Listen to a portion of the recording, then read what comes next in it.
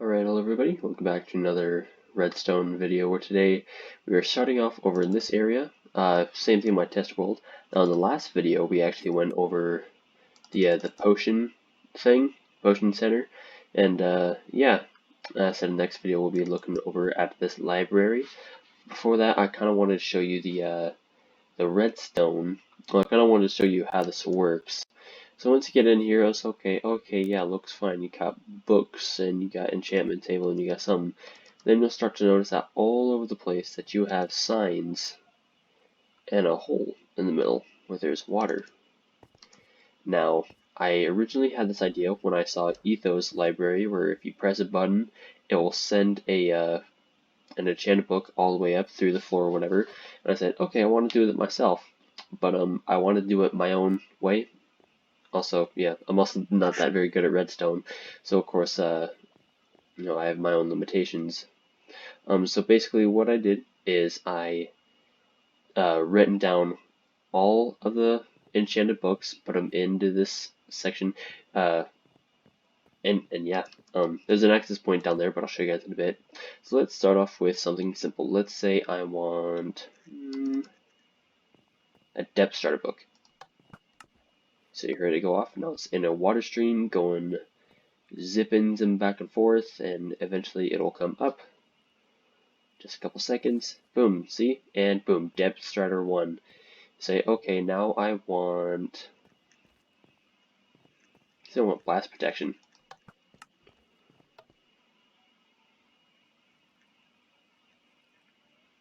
Honestly, we even have blast protection actually. Okay, lure. There you go, see? Now you have lure 3 at the depth starter 1. And see, yeah, that's basically how it works. So what I can do is I can show you guys the circuits that I had for this. And so this is where it all started. So basically the first thing I wanted to have to do was to have this kind of tileable, so like right next to each other, so horizontally.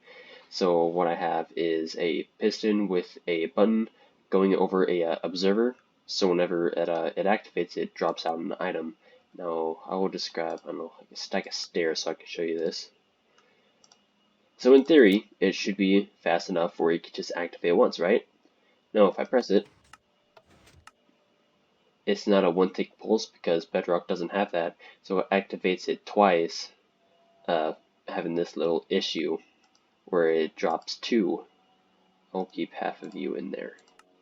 And for this one, of course, I have 2 unbreaking books, so I thought, okay, if I do it quickly, so okay, that's 1.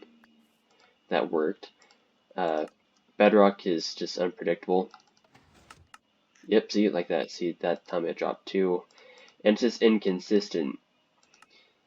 So basically, the conclusion I came up to was if you pull it down once, you activate, you get a book, then if you want another one some other time, flick it again, and you get another book. This is just kind of what I was thinking of. I was like, okay, you can't have it side by side because, redstone. So then I came up with this array, just a little section where you can just stand in and say, okay, if I want a Aqua Affinity book, let's see, you probably saw that. And boom, see? Hey, right out of the floor, Aqua Affinity. I'll just go ahead and see if I can put this back. Yeah, right here. Bloop. Then I thought, well, hey, why don't I just use the new target blocks? This is basically what I did. I came over here. This dispenser had snowballs in here. Well, it originally had arrows, but if a lot of times it will just fly off in horrible directions. But from all the testing that I've seen, snowballs will 100% hit the block, which will add a tick pulse to this piston powering it. And that's the basic concept I've had for this right here. So under here, I should just have miscellaneous blocks. Yeah, I have a thing of lapis blocks. I press it once. Boom, see, just like that. Now if we go over here, you can see the lapis block. Cool. Now how does this work? So I just basically redid the entire circuit right over here. And this is it. You don't even have to have this block, so we'll just get rid of that. This is the circuit. So how this works, I will grab a couple stacks of snowballs. is when you hit this button, you can have any sort of block. I just have a another right block because something. You press the button, it sends power to this dispenser, which has snowballs in it because they're really easy to get. Which hits, it has to travel at least a block for it to activate to work with the, of course, the target block, which is on top of this dropper. So instead of having a dispenser, it'll have a dropper just in case. So whenever I hit this button, it'll power this, shooting this, powering that. So it looks something like this. See, just like that. Really simple, really easy. So basically what I did is I did this on a large scale over in here. You've already seen this bit. This is where the dispensers are, so of course you can store your snowballs up here if you somehow run out. But if we go over in this little corner is where I kind of made a little nook and cranny where I rewritten all of the enchanted books. So let's say we go back up and we had those enchanted books. So of course we had Depth Strider, then Lure. We know Lure is right here, and then Depth Strider is somewhere on this side. I'm not really seeing it. So let's say we're in Survival, going in, and after a little enchanting or AFK fish session, we could just go ahead and go in here and put in our books. See, there's Lure, and the Depth Strider somewhere. There it is. And of course I have barrels and stuff for extra storage, because, you know, stuff happens. Yes, this is the entire circuit. It's extremely easy, wireless, and the books travel through this ice water stream road thing, and it just pops up in the middle when it's done. And that's basically it. Designing the actual library building will be a pain in the butt to do. This just looks kind of bad in my opinion, but yeah. If you guys would like a tutorial on this, I can most definitely do it.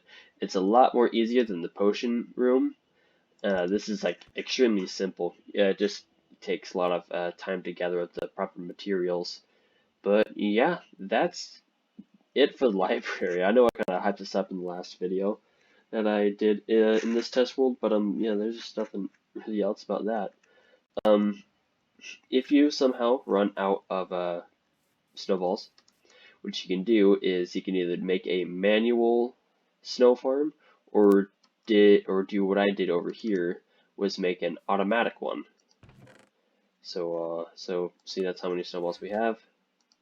Flip the lever. This just gathers up it all by itself. Okay, let's say okay, you've had enough. You look in, then you take this all out and then go fill them up with snowballs, all the dispensers. But yeah, there's really nothing else I can say for this video other than this build has a lot of potential. It'll probably just take a lot of time for me to kind of implement this in my survival series, kind of how I want to build this out. But yeah, there's this. There is no way to, before I go, there is no way to automatically sort the enchanted books, so unfortunately you just kind of have to go in by hand and do it, but you know, whatever. Just another chore added on. But yeah, that's going to be the end of this video. I hope you guys enjoyed, and I'll see you all next time. Bye.